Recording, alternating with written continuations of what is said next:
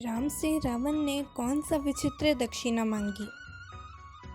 प्रभु श्री राम लंका विजय की तैयारी में है। इसके लिए उन्हें शिव का आशीर्वाद चाहिए।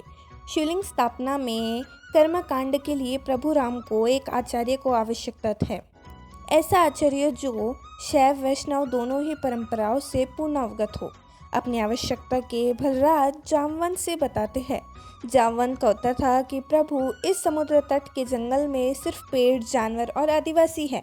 उन्हें किसी आचार्य का पद। राम ने कहा, आचार्य तो चाहिए ही। फिर आचार्य मिला और उसने पूरी विधि विधान से शिवलिंग स्थापना के समस्त कार्य पूरे कराए। कौन था वह आचार्य?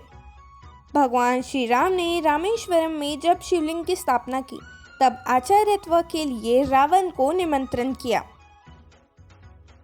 रावण ने उस निमंत्रण को स्वीकार किया और उस अनुष्ठान का आचार्य बना। रावण त्रिकात्रय था। उसे पता था कि उसकी मृत्यु सिर्फ श्री राम के हाथों लिखी है। वह कुछ भी दक्षिणा मांग सकता था, पर उसने क्या विचित्र दक्षिणा मांगी, आज हम लोग इस रोचक कथा के माध्यम से जानेंगे। तो आइए इस कहानी को वीडियो के माध्यम से सुनते हैं। और क्या मांगा था रावण ने ऐसा विचित्र? रावण से कैसे करे आग्रह? प्रभु श्री राम की आज्ञा थी। जामवंत मनन करते रहे आचार्य के लिए जो नाम उनके ज्ञान में था। उसकी स्वीकृति, सहमति की बात दूर, उससे आग्रह को लेकर भी मन में दुविधा थी। यह दुविधा क्यों थी? वह विश्रवा का पुत्र, पुलस्त्य मुनि का पौत्र और मय का जामात, परम वैष्णव, शिव भक्त, धर्म रीति नीति का ज्ञान था, लेकिन शत्रु था। वह रावण था, जिस पर विजय के लिए शिवलिंग की स्थापना, पूजन अर्चन और यज्ञ होना था। जामवंत ने कहा कि यह यज्ञ तो उसी के विरुद्ध है, उससे हम क्या कहेंगे? राम ने कहा, वही जो हमारी ज़रूरत है। कौन है यह यजमान? रावण केवल शिव भक्त, विद्वान एवं वीर ही नहीं, अति मानववादी भी था। उसे भविष्य का पता था। वह जानता था कि श्री राम से जीत पाना उसके लिए संभव था। जामवंत जी को आचार्यत्व का निमंत्रण देने के लिए लंका भेज गया। जामवंत जी दीर्घाकार थे। आकार में वह कुंभकर्ण से तनिक भी छोटे थे। इस बार राम ने बुद्धि प्रबुद्धि, भयानक और बृहत आकार जामवंत को भेजा है। पहले हनुमान, फिर अगंध और अब जामवंत। यह भयानक समाचार विद्युत वेग की भांति पूरे नगर में फैल गए। इस घबराहट से सबके हृदय के गिंडकने लगभग बैठ सी गई। निश्चित रूप से जामवंत देखने में हनुमान और अगंध से अधिक ही भयानक थे। सागर हेतु लंका मार्ग प्राय सुनसना मिला। कहीं कहीं कोई मिले भी तो वे डर के बिना पूछे राजपथ की ओर संकेत कर देते थे। बोलने का किसी में साहस नहीं था। प्रहरी भी हाथ जोड़कर मार्ग दिखा रहे थे। इस प्रकार जामवंत को किसी से कुछ पूछना नहीं पड़ा। यह समाचार द्वारपाल ने लगभग दौड़कर रावण तक पहुंचाया। स्वयं रावण उन्हें राजद्वार तक लेने आए। रावण को अभिवादन का उपक्रम करते देख जामवंत ने मुस्कुराते हुए कहा, मैं अभिनंदन का पात्र नहीं हूँ। मैं वनवासी राम का दूत बनकर आया हूँ। उन्होंने तुम्हें सादर प्रणाम कहा है। रावण ने सविनय कहा, आप हमारे पितामह के भाई हैं, इस नाते आप हमारे पूज्य हैं। आप कृपया आसन ग्रहण करें। यदि आप मेरा निवेदन स्वीकार कर लेंगे तभी संभवत मैं भी आपका संदेश सावधानी से सुन सकूंगा। जामवंत ने कोई आपत्ति नहीं की। उन्होंने आसन ग्रहण किया। रावण ने भी अपना स्थान ग्रहण किया।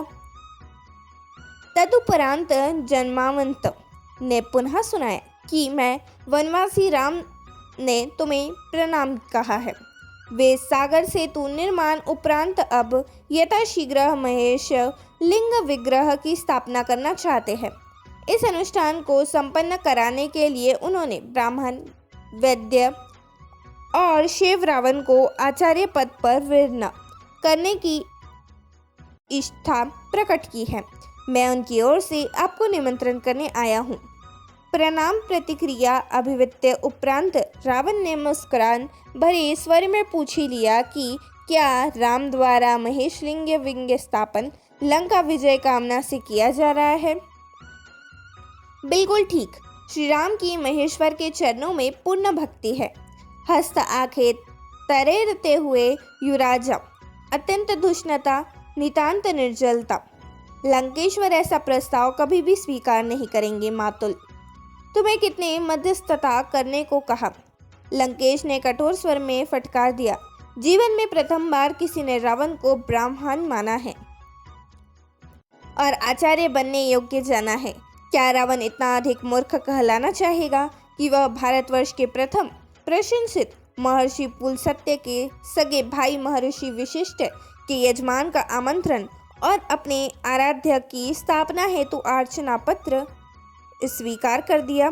लेकिन हाँ, यह जांच तो नितांत आवश्यक है कि जब वनवासी राम ने इतना बड़ा आचार्य पद पर पदस्थ होने हेतु आमंत्रित किया है, तब वह भी यजमान पद हेतु उचित अधिकारी है भी अथवा नहीं?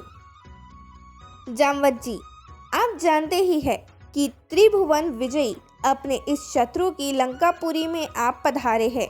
यदि हम आपको यही बंदी बना ले और आपको यहाँ से लौटने न दे तो आप क्या करेंगे? जामवंत खुलकर हंसे।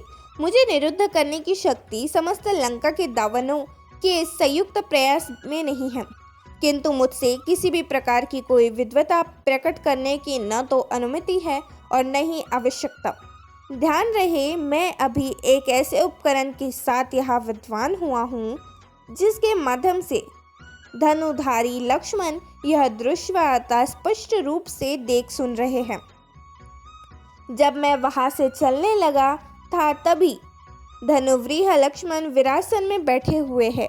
उन्होंने आचमन करके अपने त्रोण से पाशुप्रस्थ निकालकर सांधन कर लिया है और मुझसे कहा कि जामवंत, रावण से कह देना कि यदि आप में से किसी ने भी मेरा विरोध प्रकट करने की चेष्टा की तो यह पाशुपाशवन समस्त दानव कुल के संहार का संकल्प लेकर तुरंत छूट जाएगा। इस कारण भलाई इसी में है कि आप मुझे अविलंबित विच्छित प्रतिक्रिया के साथ सकुशल और आदर सहित धनुर्धर लक्ष्मण के दृष्पत्र तक वापस पहुंचने की व्यवस्था करें। उपस्थित दावन वर्ग भयभीत हो गए। प्रहसर का शरीर पसीने से लथपथ हो गया। लंकेश तब कांप उठे। पाशुपतशास्त्र महेश्वर का यह अयोग्य अस्त्र तो सृष्टि में एक साथ दो धनुर्धर प्रयोग ही नहीं कर सकते। अब भले ही वह रावण मेघनाथ के त्रोण में भी हो, जब लक्ष्मण ने उसे साधना स्थिति में ला दिया है तब स्वयं भगवान शिव भी अब उसे उठा नहीं सकते। उसका तो कोई प्रतिकारी है ही नहीं। रावण ने अपने आप को संभाल कर कहा, आप पधारे यजमान, उचित अधिकारी हैं। उसे अपने दूत को संरक्षण देना आता है। राम से कहिएगा कि मैंने उसका आचार्यत्व स्वीकार किया है और मैं वहां जरूर आऊंगा। आचार्य की भूमिका में लंकेश। जामवंत को विदा करने के तत्काल उपरांत लंकेश ने सेवकों को आवश्यक सामग्री संग्रह करने हेतु आदेश दिया और स्वयं अशोक वाटिका पहुंची। जो आवश्यक उपकरण यजमान उपलब्ध न कर सके, जटूना आचार्य का परम कर्तव्य होता है। रावण जानता है कि वनवासी राम के पास क्या है और क्या होना चाहिए। अशोक उद्यान पहुंचते ही रावण ने सीता से कहा कि राम लंका विजय की कामना हेतु समुद्र तट पर महेश्वर लिंग विग्रह की स्थापना करने जा रहा है और रावण को आचार्य का वरण किया है। यजमान का अनुष्ठान पूर्ण हो, यह दत्तित्य आचार्य का भी होता है। तुम्हें विदित है कि अर्धांगिनी के बिना गृहस्थ के सभी अनुष्ठान अपूर्ण रहते हैं। विमान आ रहा है, उस पर बैठ जाना। ध्यान रहे कि तुम वहां भी रावण के अधीन ही रहोगी। अनुष्ठान समापन उपरांत यहाँ आने के लिए विमान पर पुनः बैठ जाना। स्वामी का आचार्य अर्थात स्वयं का आचार्य। यह जानकी जी ने दोनों हाथ जोड़कर मस्तक झुका दिया। स्वस्थ कंठ से सौभाग्यवती भव कहते रावण ने दोनों हाथ उठाकर भरपूर आशीर्वाद दिया। सीता और अन्य आवश्यक उपकरण सहित रावण आकाश मार्ग से समुद्र तट पर उतरा। आदेश मिलने पर आना कहकर सीता को उसने विमान में ही छोड़ा और स्वयं राम के सम्मुख पहुंचा। जामवंत से संदेश पाकर भाई, मित्र और सेना सहित श्री राम स्वागत सत्कार हेतु पहले से ही तत्पर थे। सम्मुख होते ही वनवासी राम आचार्य दशग्रीव को हाथ जोड़कर प्रणाम किया। दीर्घ आयु भव, लंका विजयी भव। दशग्रीव के आशीर्वाद चरण के शब्द से सबको चौंका दिया। सुग्रीव ही नहीं, विभीषण को भी उसने उपेक्षा कर दी, जैसे वे वहाँ हो ही नहीं। बिना सीते कैसी हो यज्ञ। भूमि शोधन के उपरांत रावणाचार्य ने कहा कि यजमान अधारगिनी कहा है, उन्हें यथास्थान आसन दे। श्री राम ने मस्तक झुकाते हुए हाथ जोड़कर अत्यंत विनम्र स्वर से प्रार्थना की। यदि यजमान असमर्थ हो तो योगाचार्य सर्वोत्कृष्ट विकल्प के अभाव में अन्य समकक्ष विकल्प से भी तो अनुष्ठान संपादन कर सकते हैं। अवश्य, किंतु अन्य विकल्प में अभाव में ऐसा संभव है, प्रमुख विकल्प के अभाव में नहीं। यदि तुम अविवाहित, विधुर अथवा प्रेस्त्य होते तो संभव था। इन सब के अतिरिक्त तुम सन्यासी भी नहीं हो और पत्नीहीन, वानप्रस्थ का भी तुमने व्रत नहीं लिया है। इन परिस्थितियों में पत्नी रहित अनुष्ठान तुम कैसे कर सकते हो? कोई उपाय आचार्य आवश्यक साधन उपकरण अनुष्ठान उपरांत तो वापस ले जाते हैं। स्वीकार हो तो किसी को भेज दो। सागर श्रीकृष्ण पुष्पक विमान में यजमान पत्नी विराजमान है। श्री राम ने हाथ जोड़कर मस्तक झुकाते हुए मौन भाव से इस सर्वश्रेष्ठ युक्ति को स्वीकार किया। श्री रामादेश के परिपालन में विभीषण मंत्रियों सहित पुष्पक विमान तक गए और सीता सहित लौटे। अर्धेय यजमान के पार्श्वर में बैठो। अर्धेय यजमान आचार्य के इस संदेश का वैदेही ने पालन किया। गणपति पूजन, कलश स्थापना और नवग्रह पूजन उपरांत आचार्य ने पूछा लिंग विग्रह। यजमान ने निर्देश किया कि उसे लेने गत रात्रि के प्रथम प्रहर से पवन पुत्र कैलाश गए हुए हैं, अभी तक लौटे नहीं हैं, आते ही होंगे। आचार्य ने आदेश दिया, विलंब नहीं किया जा सकता, उत्तम मुहूर्त उपस्थित है, इसलिए अविलंबम यजमान पत्नी बालू का लिंग विग्रह स्वयं बना ले। जनक नंदिनी ने स्वयं के कर कमलों से समुद्र तट की आंध्र रेणुकाओं से आचार्य के निर्देश लिंग विग्रह निर्मित किया। यजमान द्वारा रेणुकाओं का आधार पीठ बनाया गया। श्री सीताराम ने वही महेश्वर लिंग विग्रह स्थापित किया। आचार्य ने परिपूर्ण विधि विधान के साथ अनुष्ठान संपन्न किया।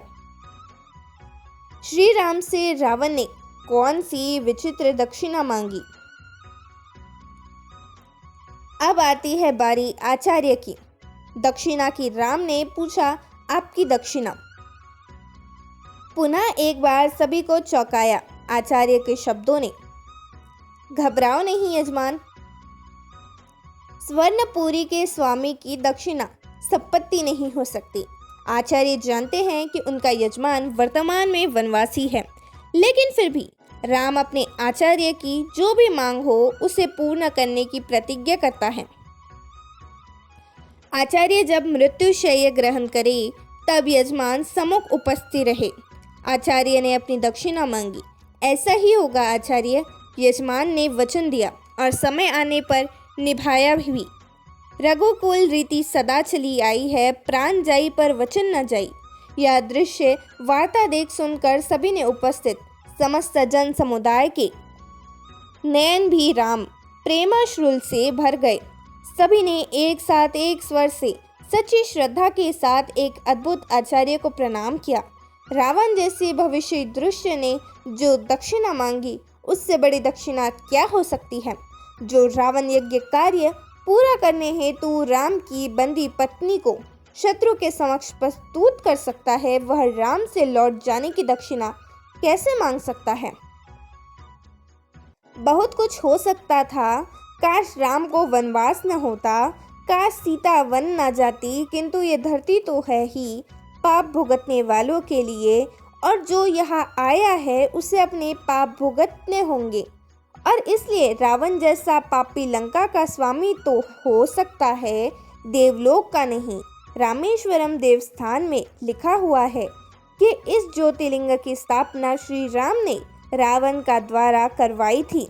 वाल्मीकि रामायण और तुलसीकृत रामायण में इस कथा का वर्णन नहीं है, पर तमिल भाषा में लिखी महर्षि कंबम की इत्तारमता में यह कथा है।